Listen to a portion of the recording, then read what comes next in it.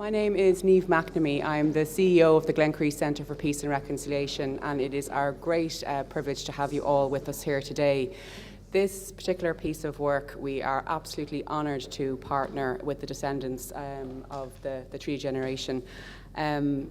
It has been a fascinating piece of work, of series of dialogues, and no less the last one, which I was privileged to be in the room for, which you're going to see a brief recording of today.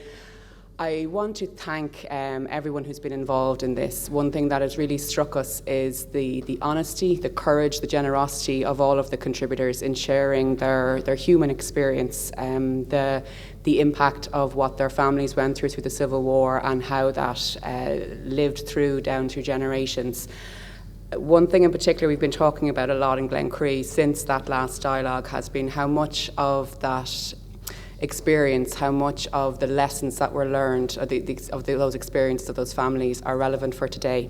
And that's something that we really want to share. I'd like to thank David and Oscar for Long Lost Designs for their wonderful recording of it, which will enable us to share it with the wider generation. And hopefully some of those lessons will resonate further with the broader audience. That's enough from me. I'd like to introduce the Glencree Political Dialogue Programme Manager, Pat Hynes, who has led on this from the Glencree's perspective through many hours of conversations and helping to facilitate the dialogues. So, Pat, you might talk a little bit more about the work.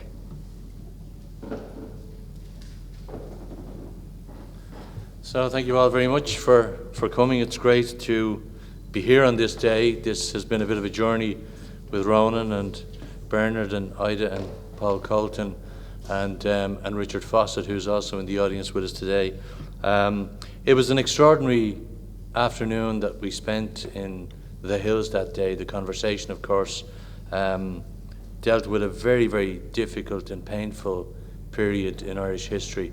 At the birth of the Irish state, these events which were taking place in West Cork have left huge scars on the community down there. And more broadly, the theme of minorities and their position within the state as the state emerged was one of difficulty and uncertainty, and as you'll see from the film, expressed very, very eloquently by the speakers who participated in the dialogue. What was really fantastic that day was that we did that conversation, that dialogue, in the context of the descendants of those who had founded the state. So it was quite a difficult conversation. And as I've said before, Una O'Higgins O'Malley, who of course was the daughter of Kevin O'Higgins, who was one of those state founders back in 1922, during that very, very difficult birth of the state. She had believed, and right up to her passing many years ago, that the way to deal with these painful issues was through dialogue and through talking about them. What's extraordinary in the stories and in the short film that you'll see is the huge level of emotion that continues to be present in people as they speak of these events. And in our work in Glencree today, much of which focuses on the more recent troubles, the 1970s, 80s and 90s, I often say you can reduce the years to minutes as lived experiences of the people who lost loved ones and who continue to suffer as a consequence of the absence of acknowledgement or the absence of information about what happened. And in many respects, even though it's 100 years ago, you can also reduce that to minutes, because the emotion and the expressions that we heard on that day were very much living with the people who were expressing them.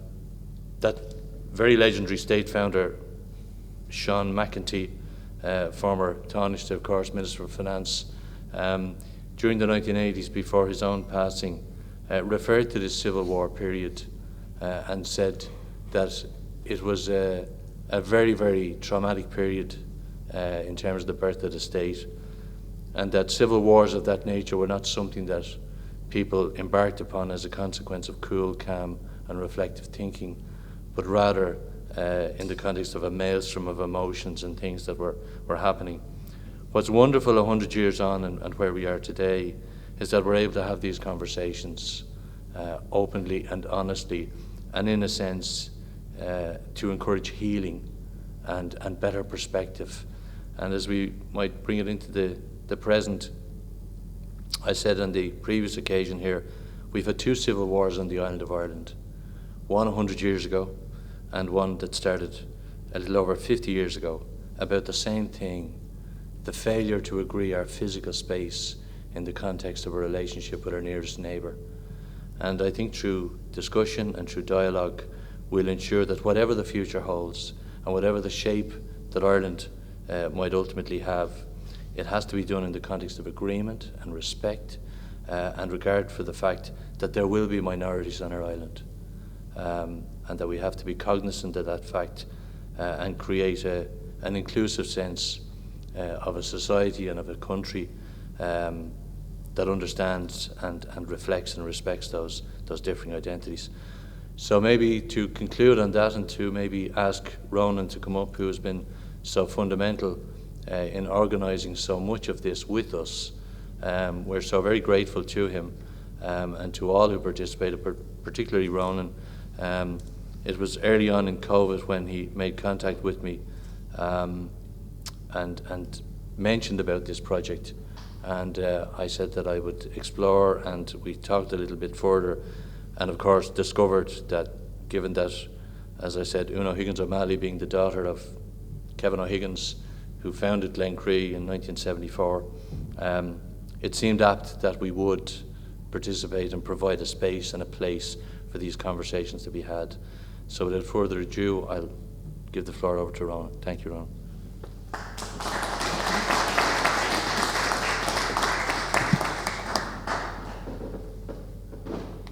Thank you, Pat, for the kind words. First of all, I'd like to welcome you all today on a Monday, a busy Monday, to take time out of your lives to come here, and you're very welcome. And in a way, your presence is part of the conversation.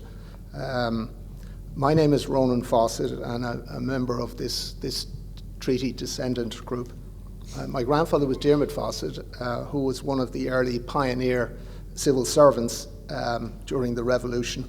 Later went on to be a judge and referee for the military service pensions, so a pretty influential person.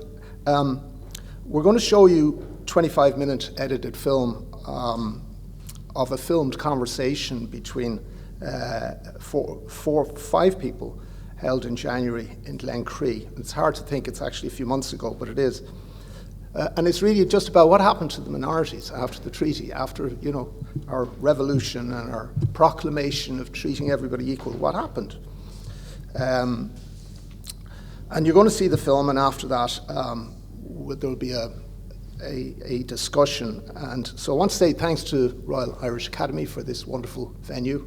I want to say thank you to Glencree, to Pat, to Naoimh, to Terry, for getting us today and for partnering with us and trusting us for the last 3 years, because it is that long that we've been working together. Thanks to Turlough O'Donnell, who is here today, for agreeing to facilitate, or mediate is probably a better word, the audience session after the film. He's a well-known senior counsel and mediator, and curiously and paradoxically, he's the son of the first Catholic Lord Chief Justice of Northern Ireland. So this is somebody who grew up with difference, and he would have experienced a state that treated its minority differently. So this is our second partnership. This is our second partnership project of 3 of roundtables as descendants and families of those who led, opposed, or just put up with and acquiesced to the treaty and the new state. We're not an homogenous group. We're not all the same. But we are all bonded by a shared family heritage of public service to Ireland, and perhaps some of us, perhaps all of us, still carry some of those wounds. Medical terms, and Conor would know this, we call this trauma bonding. And so as a group, we're probably quite trauma bonded. And so to help break that, we wrote a book, and we did a conference, and we did a few things. We've had these roundtables to break the bond. But why are we here today? Because minorities matter. and it's important to put language on the silences of the past, on the hurts of the past, and of the unresolved traumas that hold us back, as Pat said, going forward as a nation. Because it's a journey. Every nation is a journey. It never ends. John Kennedy once said that a nation defines itself by those it chooses to remember.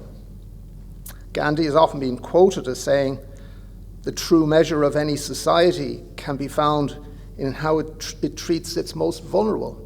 Just substitute minority. Today, we choose to remember our own minorities, because our learnings as a descendant group is that a state that is inclusive must also be judged on how it treats its minorities. So, how do we do in 22? What was it like for Protestants in the South and Southern Unionists, particularly a voice we haven't heard? They were mostly devalued, discarded, demonized as castle Catholics, and largely disappeared. Or did they? So how did it all work out, really? Well, look at the stats. 100,000 Protestants left Ireland between 1911 and 26, between the two censuses. 15,000 alone from Cork County. And Cork is relevant to our story today. These aren't just numbers. When we talk about history, these are just numbers, and they don't emotionally impact on us. Because history is a bit like medicine. It can be too kind of academic and intellectual and fact-based and number-based, but devoid of understanding and the meaning or what really matters to people, which misses the whole impact of these historical events. I like to misquote Bill Clinton and say, it's about the people, stupid. So I think, and we think, that telling the family stories reveals what needs to be said and heard is the bit that we need to do, because dialogue is therapeutic. Now, who among you watched the silent Civil War this week and last week? Most people. And were you moved by the family stories? Wasn't it the most remarkable thing? Because it's only when you walk the ground and listen to the descendants and the families of these people who were damaged, executed, that you get a sense of the ongoing trauma and sadness in these families, and indeed the communities.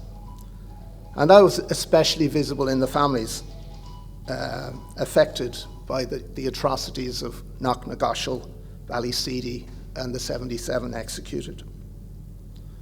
So we want to take the same approach about minorities, and we wanted to look under the bonnet of what happened to families of Protestants and Southern Unionists since the foundation of the story of the state, but wanted to hear the human story. How did we treat our minorities? It might give us some insights how to move forward as two islands with a shared future.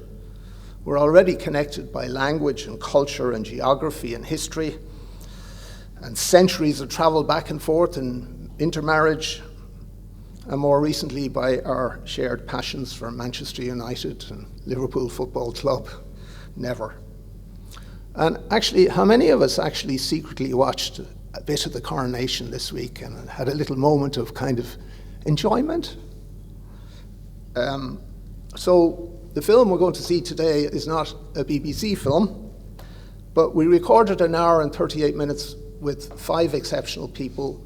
And we edited, Wally and I want to thank Wally for this, edited it down to 25 minutes. We spliced it. We're not professionals, so there will be a little bit of jigging and jagging in and out of conversations. We asked for poetic license. We left out a lot of good material, particularly from Bernard and his family and their service during World War I and their losses.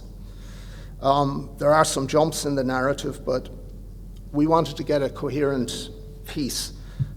So if you want to catch it all, watch the longer film. They're both going to be put up on our website today and on the website of Glencree. And I'd like to thank the 5 exceptional people who contributed and who told their personal, family and community stories.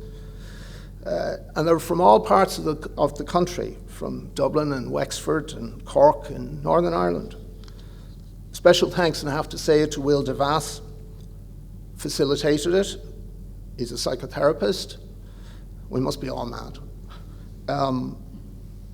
But he was the former CEO of Glencree, and curiously, he's the grandson of Terence O'Neill, former Prime Minister of Northern Ireland, somebody who tried to change things from within. So Will understands fully about difference. From Dublin, we have Bernard Barton, member of the extended Barton family. Robert, one of his family members, was a Protestant and one of those who signed the treaty. Nobody can doubt that Bernard is a proud Irishman, but he also has a sense of British culture and identity, even though he's from a Catholic background. And as you know, Bernard became a High Court judge. But it wasn't plain sailing for him or his family. And in the film, he talks about his gradual sense of difference while growing up, his family's service in the war, and how those who served and died were largely ignored by the Catholic community and the state. He mentions also his childhood experiences about his background, and later as a senior counsel in the courts. The hostility of some of his colleagues at the time is quite noteworthy. From Wexford, we have Dr. Ida Milne, a noted author and historian, and a good friend to our group. She talks about her Protestant family, their presence in Wexford for 400 years, her sense of assimilation and connection through things like involvement in the community and the GAA. And we also hear her father's role as a Protestant in the 200th anniversary of 1798. He was actually found one of the organising committees for the commemoration 200 years later. And she speaks very well about the need to accommodate and show respect among neighbours. But it also gives me a sense of hope that we are 100 years on from our civil war. The 1798 was also another form of civil war. And they are much more healed than we are. So maybe time is part of the journey ahead. From Cork, we had Bishop Paul Colton of Cork. Sadly can't be with us today because of an event last night. He talks about his family's gradual journey southwards from the north, from Donegal, over many, many decades, and his experience of silence within his family about relatives who served and died in World War I. The challenges of grinding poverty for many Protestant families. And that goes against the contrived myth that all Protestants are privileged, educated, and rich, because they're not. He also talks about the lingering hesitancy of his Protestant community in West Cork to talk, even after 100 years, about the systemic murders of Protestants in Dunmanway and Ballineen, and the reign of terror and house burnings that happened in Cork, which led to emigration and silence from those who remained. Yes, I think that cruel and turbulent background is perhaps what makes Cork different. Richard Fawsitt, also from Cork,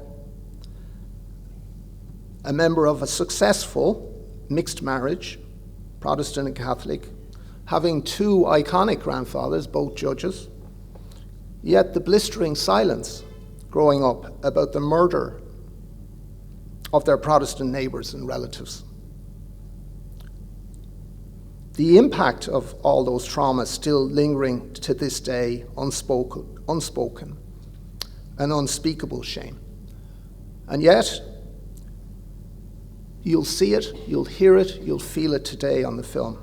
So we have a chance today to listen, to learn from 4 unique human stories 4 families of minorities, all affected by the treaty and the Civil War, and an Irish state, young Irish state, warts and all. And I think the film will speak for itself, but what it actually says to me, and I agree with Naoimh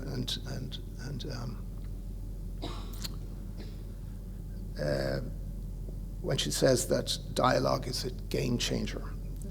And I think you see on the film what happens when we move from silence to dialogue.